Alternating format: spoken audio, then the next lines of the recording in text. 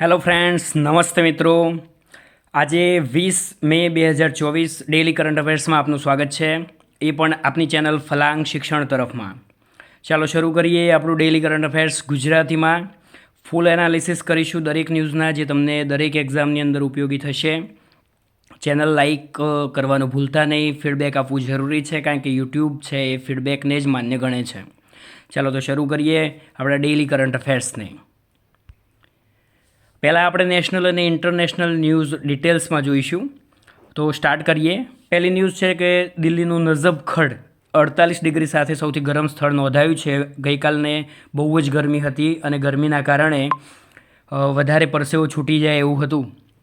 તમને બધાને અનુભવ થયો જ હશે. ગુજરાતની અંદર દેશની અંદર 8 સ્થળો ઉપર તાપમાન 47 ડિગ્રીને પાર હતું. બંગાળની ખાડીમાં ભયાનક તોફાન શરૂ થઈ ગયા છે અને નિકોબાર ટાપુઓની અંદર ચોમાસાનું આગમન થઈ ગયું છે.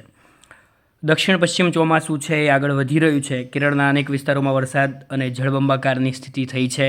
તેલંગાણામાં વીજળી પડતા 3ના મોત થયા છે. દિલ્હીમાં છેલ્લા 10 વર્ષમાં આ વખતે 1557 દિવસ સુધી તાપમાન 40 ડિગ્રીથી ઉપર રહ્યું છે અને હજુ પણ હીટવેવની આગાહી આપવામાં આવી છે. હવે આપણા માટે ઇમ્પોર્ટન્ટ છે યુવી ઇન્ડેક્સ. આ યુવી ઇન્ડેક્સ શું છે અને તેની તકેદારી માટે શું પગલાં લેવા જોઈએ, અને હવામાન વિભાગે જે આગામી 5 દિવસ માટે ઓરેન્જ એલર્ટની જાહેરાત કરી છે તેના વિશે આપણે જોઈએ. તો યુવી ઇન્ડેક્સ એ સૂર્યમાંથી નીકળતા જે પારજાંબલી અલ્ટ્રાવાયોલેટ કિરણો છે એના રેડિયેશનની અસર શું છે એ બતાવે છે, અને એને બતાવવા માટે આ ઇન્ડેક્સની રચના કરવામાં આવી હતી. એ નીચે તમને જે દેખાય છે યુવી ઇન્ડેક્સમાં 1 અને 2 છે તો લો ગણાશે, 3, 4, 5માં મોડરેટ ગણાશે, 6 અને 7ની અંદર હાઈ ગણાશે, 8, 9, 10ની અંદર વેરી હાઈ ગણાશે, અને જો 11+ એટલે કે 11થી વધારે યુવી ઇન્ડેક્સ હશે તો એક્સ્ટ્રીમ અલ્ટ્રાવાયોલેટ કિરણો અસર કરશે અને જેનાથી ચામડીના રોગો થવાનો ભય છે. અને અત્યારે એવું કહેવાય છે કે 47-48 ડિગ્રીના તાપમાનમાં જે અલ્ટ્રાવાયોલેટ કિરણો આવે છે એ ઘણા જ નુકસાનકારક છે, જેથી હમણાં તકેદારી રાખવા માટે પણ જણાવવામાં આવ્યું છે. હવામાન વિભાગે એલર્ટ જાહેર કર્યું છે કે બને ત્યાં સુધી એક્સ્ટ્રીમ યુવી ઇન્ડેક્સ હોય તો આપણે ઘરની અંદર જ ઇનસાઇડ જ રહેવું જોઈએ. વર્લ્ડ હેલ્થ ઓર્ગેનાઇઝેશનની ગાઈડલાઇન પ્રમાણે અહીંયા આપણે યુવી ઇન્ડેક્સ આપેલો છે, જેમાં 11ને પાર કરે તો ચામડીના વધુ નુકસાન થવાનો ભય છે. ગુજરાત સરકાર હવામાન વિભાગે ગુજરાતને પણ 5 દિવસ સુધી ઓરેન્જ એલર્ટમાં જાહેર કર્યું છે, અને સુરેન્દ્રનગર, પોરબંદર, ભાવનગર, જૂનાગઢ, બનાસકાંઠા, વલસાડ આ બધાની અંદર હજુ 5 દિવસ સુધી વધારે ગરમી પડશે, જેથી બને ત્યાં સુધી ઘરની અંદર રહેવું. બહાર નીકળીએ ત્યારે લોશન ને બધું લગાવીને નીકળવું, જેથી આ અલ્ટ્રાવાયોલેટ કિરણોથી બચી શકાય. બીજી બાજુ જોઈએ તો અફઘાનિસ્તાનની અંદર ભારે વરસાદ પડ્યો છે અને ભીષણ પૂર આવી ગયું છે. અફઘાનિસ્તાનમાં વિનાશક વાવાઝોડાના કારણે મૃત્યુઆંક 84ને પાર થયો છે અને ખેતી અને લોકોના રહેઠાણને અસર પહોંચી છે. 300થી વધુ પ્રાણીઓના મોત થયા છે. 1500 ઘર સંપૂર્ણ રીતે ને આંશિક રીતે નાશ પામ્યા છે. તો એક બાજુ આપણે જોઈએ તો ગરમી પડે છે અને એક બાજુ આપણા ભારતની જ ઉત્તર સરહદમાં આવેલું અફઘાનિસ્તાન કે જ્યાં ભીષણ પૂરનો સામનો લોકો કરી રહ્યા છે. બીજી ન્યૂઝ તરફ આગળ વધીએ તો આજે લોકસભાની 49 બેઠકો, 8.95 કરોડ મતદારો, 94,000થી વધુ મતદાન મથકો તૈયાર થઈ ગયા છે. 5મા તબક્કાની ચૂંટણી આજે થશે અને લોકો મતદાન કરશે. ઓડિશામાં 35 વિધાનસભા બેઠકો માટે એક સાથે આજે મતદાન થવાનું છે. બીજી બાજુ મતદાન મથકો ને બધું તૈયાર થઈ ગયું છે, પીવાનું પાણી, રેમ્પ, શૌચાલય આ બધું. લોકસભા ચૂંટણી 2024ની અંદર અત્યાર સુધી ચોથા તબક્કા સુધી 66.95% વોટિંગ થઈ ગયું છે, અને પ્રથમ 4 તબક્કા દરમિયાન આશરે 451 મિલિયન લોકોએ મતદાન કર્યું છે.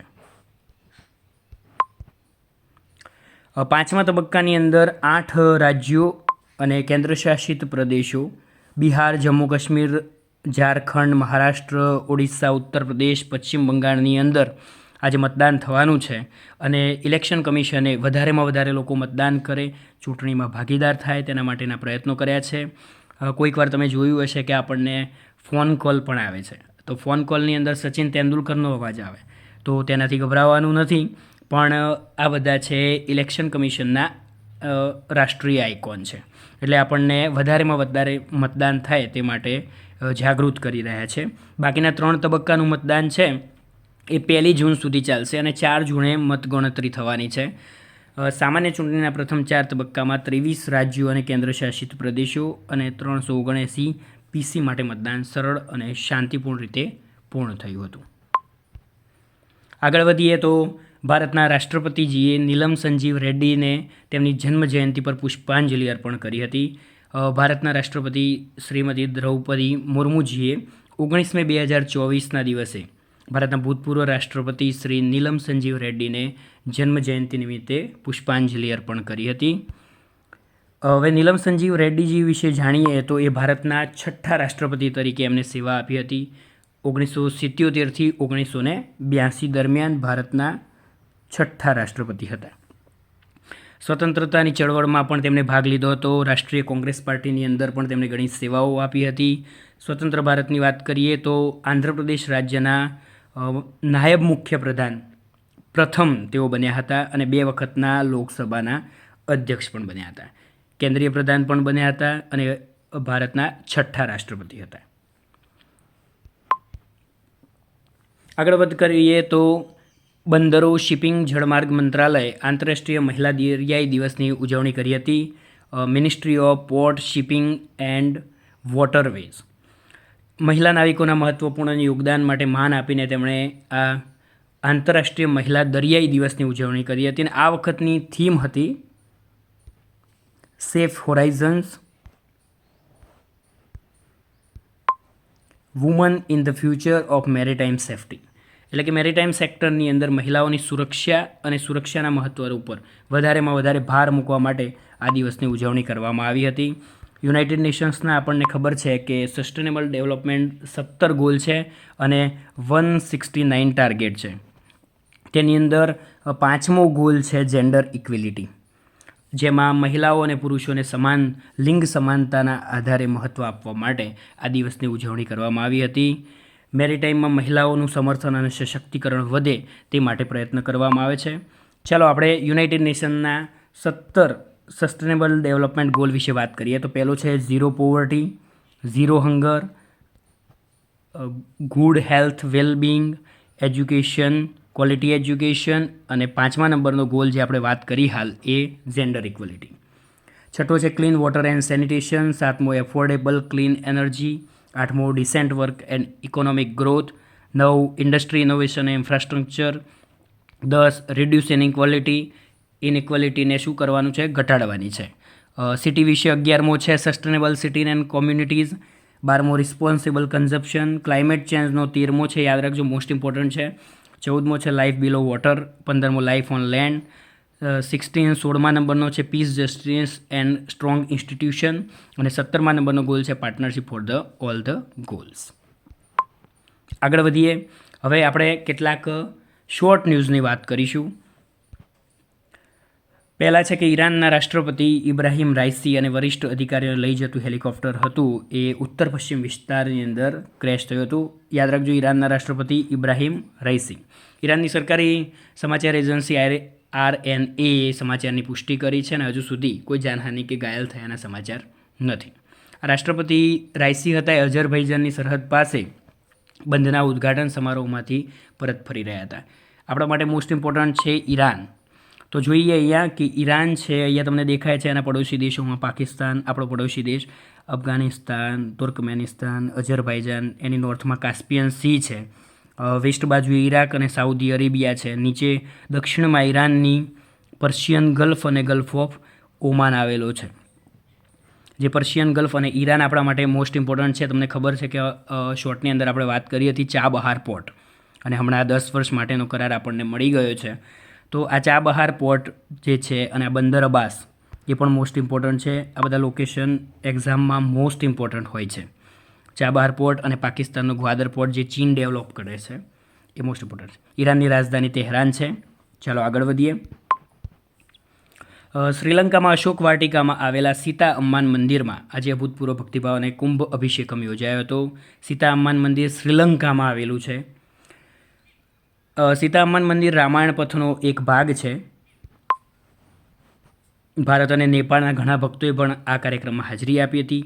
અશોક વાટિકાને સીતા ઇલિયા પણ કહેવામાં આવે છે. અશોક વાટિકા એ જ જગ્યા છે કે જ્યાં રાવણે સીતાજીને બંધક બનાવ્યા હતા. તાઇવાનના નવા ચૂંટાયેલા રાષ્ટ્રપતિ લાઈ ચિંગતી આવતીકાલે હોદ્દા અને ગુપ્તતાના શપથ લેશે. તાઇવાનના નવા રાષ્ટ્રપતિ બનવાના છે લાઈ ચિંગતી. મોસ્ટ ઇમ્પોર્ટન્ટ આપણા માટે લાઈ ચિંગતી. તેમણે જાન્યુઆરીમાં રાષ્ટ્રપતિની ચૂંટણી જીતી હતી. મિસ્ટર લાઈ 64 વર્ષના છે.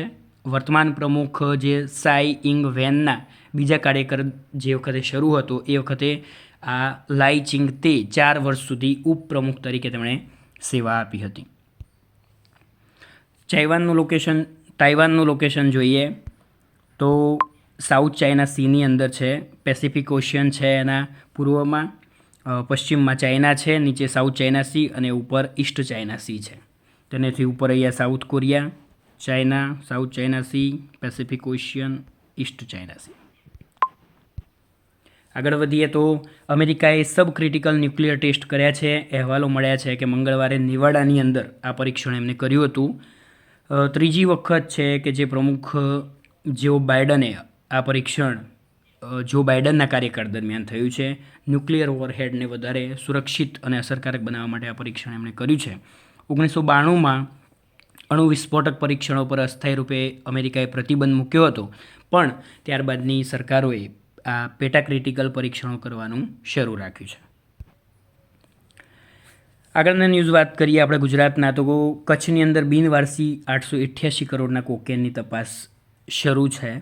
આપણને ખબર છે કે ઘણા સમયથી ન્યૂઝપેપરમાં આવતું હતું કે કોકેન, ગાંજો, ચરસ આ બધા આ કચ્છના સિરક્રિક શીટમાંથી અહીંયાથી મળતા હોય છે પાકિસ્તાન સરહદેથી. આપણા માટે મોસ્ટ ઇમ્પોર્ટન્ટ ગુજરાતનું લોકેશન છે.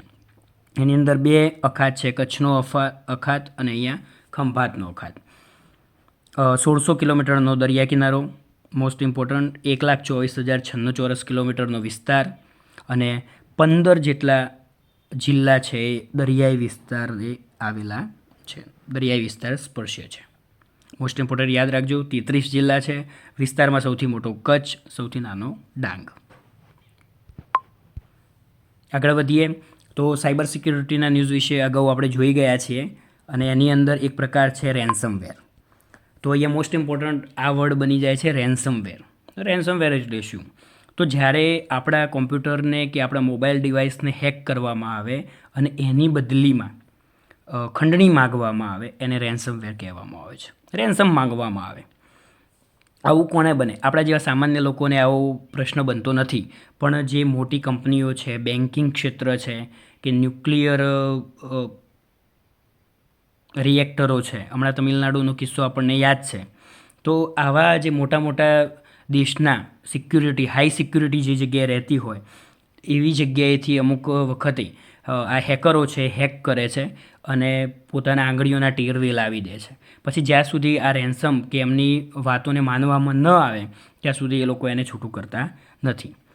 તો યાદ રાખજો, હવે આનાથી બચવા માટે સાયબર સિક્યુરિટી માટે આપણા દેશની અંદર ઘણી સંસ્થાઓ છે. CERT ઇન છે, I4C છે, એના વિશે આપણે અગાઉ ચર્ચા કરી ચૂક્યા છીએ. હવે વાત કરીએ કે એનાથી બચવા માટે શું કરવું જોઈએ, તો હાઈ ટાઈટ સિક્યુરિટી રાખવી પડે. બેન્કિંગ ક્ષેત્રના ને બધા જે સોફ્ટવેર છે એની અંદર એન્ટીવાયરસ, આપણા મોબાઈલ ડિવાઇસની પણ એપ્લિકેશનો છે એને આપણે અપડેટેડ રાખવી જોઈએ. સિસ્ટમ સોફ્ટવેર છે તેને પણ અપડેટ કરવું જોઈએ, જેનાથી આવી સાયબર સિક્યુરિટી જાળવી શકીએ અને આવા ગુનાઓથી બચી શકીએ. જેફ બેઝોસની બ્લુ ઓરિજિન કંપની છે હવે અવકાશયાત્રીઓને લઈને આકાશમાં ઉડવાની છે. એમનું આ મિશન છે, એનું નામ છે N25 મિશન. આની અંદર આપણે અગાઉ આ ન્યૂઝ આવી ચૂક્યા છે, ફરીથી આપણે રિવિઝન થઈ જશે. આપણા ભારતના જે એક અવકાશયાત્રી સફર કરવાના છે, અંતરિક્ષમાં ઉડાન ભરવાના છે, ભારતીય મૂળના બિઝનેસમેન અને પાયલોટ ગોપીચંદ થોરાકુટા, એ હવે અવકાશની અંદર સફર કરવાના છે. આ સાથે બીજા 5 અન્ય લોકો પણ સામેલ હશે.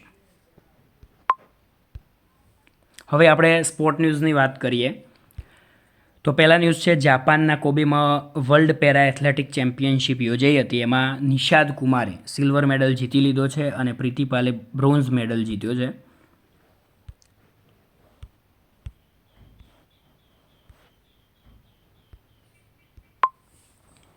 પુરુષોની ઊંચી કૂદ T47 કેટેગરીમાં 1.9 મીટરની ઊંચી કૂદ સાથે બીજું સ્થાન નિશાદે હાંસલ કર્યું છે અને પ્રીતિપાલે મહિલાઓની T35 કેટેગરી હતી એમાં 200 મીટર દોડની અંદર 30.49 સેકન્ડના સમય સાથે બ્રોન્ઝ મેડલ જીત્યો છે. નિશાદે બીજું સ્થાન એટલે કે સિલ્વર મેડલ જીત્યો છે અને પ્રીતિપાલે બ્રોન્ઝ મેડલ જીત્યો છે. બેડમિન્ટનની અંદર વાત કરીએ તો થાઈલેન્ડ ઓપન મેન્સ ડબલ્સની અંદર સાત્વિક સાઈરાજ અને ચિરાગ શેટ્ટીની જોડીએ ગોલ્ડ મેડલ જીતી લીધો છે અને ચેમ્પિયન બની ગયા છે. ફોર્મ્યુલા 1 રેસની વાત કરીએ તો વર્સ્ટાપને એમિલિયા રોમાગ્ના ગ્રાન્ડ પ્રીમિયર રેસ જીતી લીધી છે. એ મોસ્ટ ઇમ્પોર્ટન્ટ શું હોય છે, વર્સ્ટાપન છે એ મોટાભાગની ગ્રાન્ડ પ્રીમિયર જીતતો હોય છે, એટલે તમે આ વારંવાર ન્યૂઝમાં આવતું હોય છે, જેથી એકવાર તમે જો એને જોતા હોય દરરોજ આપણી નજર પડતી હોય તો પણ આપણને યાદ રહી જાય છે. આગળ વાત કરીએ હવે એક્સ્ટ્રા ફેક્ટની. તો સ્પર્ધાત્મક પરીક્ષાઓની દ્રષ્ટિએ જે બંધારણની કેટલીક બાબતો છે 1935ના એક્ટથી લઈને ભારત આઝાદ થયું ને એના પછીના જે એક્ટ છે એ અહીંયા આજના ગુજરાત સમાચારની અંદર આપવામાં આવ્યા છે, જે તમને ખૂબ જ ઉપયોગી થશે. સ્પર્ધાત્મક પરીક્ષા માટે ક્વિક રિવિઝન હિસ્ટ્રીનું થઈ જશે, એટલે હું એને પીડીએફની અંદર એડ કરી દઈશ તો તમે એને શાંતિથી વાંચી લેજો. આ પીડીએફ છે તમને ટેલિગ્રામ લિંક ફર્સ્ટ પેજમાં આપેલી છે, આપણે ડિસ્ક્રિપ્શનમાં પણ મૂકી દઈશું, તો તેના ઉપર ક્લિક કરીને જોઈન કરી લેજો, જેથી દરરોજ જે આપણે આ લેક્ચર છે એની પીડીએફ છે તમને એ ટેલિગ્રામ ચેનલમાંથી મળશે. અહીંયા વાત કરીએ મસાલાની. તો 15મી સદીમાં યુરોપમાં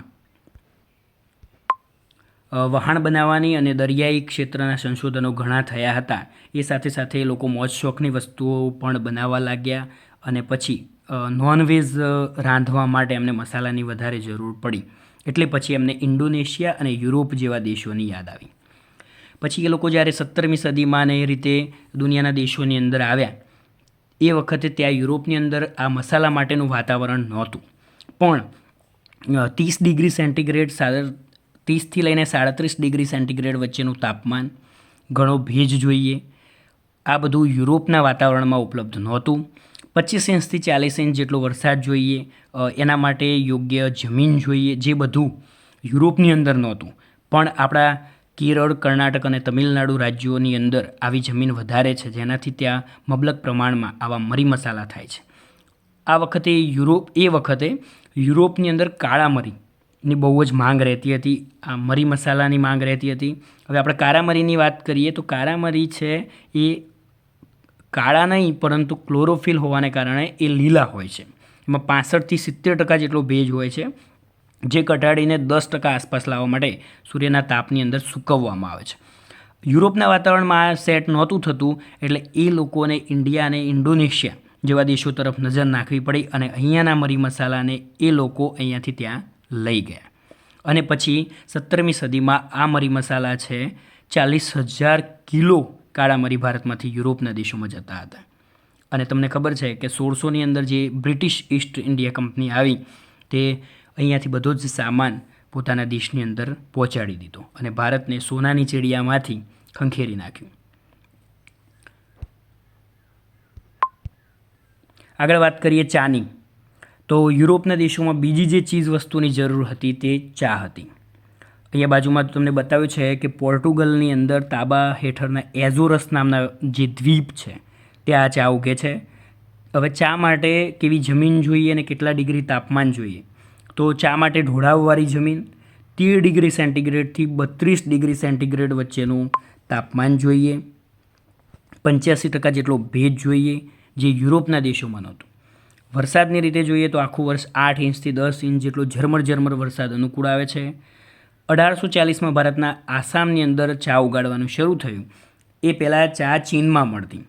આજની તારીખે વિશ્વનું નોન આલ્કોહોલિક જે પીણું છે તો એમાં બીજા નંબરનું ચા છે. પ્રથમ સ્થાને મેક્સિકોની અગુઆસ ફેસ્કાસે નામનું નોન આલ્કોહોલિક પીણું છે.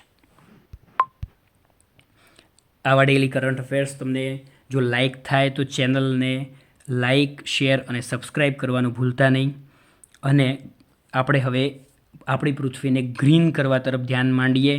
પાણી બચાવીએ, વૃક્ષો વાવીએ, વધારેમાં વધારે બને ત્યાં સુધી આ ક્લાઇમેટ ચેન્જની અસરને ખાળવા માટે વધારેમાં વધારે ઘરની આસપાસ જ્યાં બને ત્યાં વધારેમાં વધારે વૃક્ષો વાવીએ. જય હિન્દ, જય જય ગરવી ગુજરાત.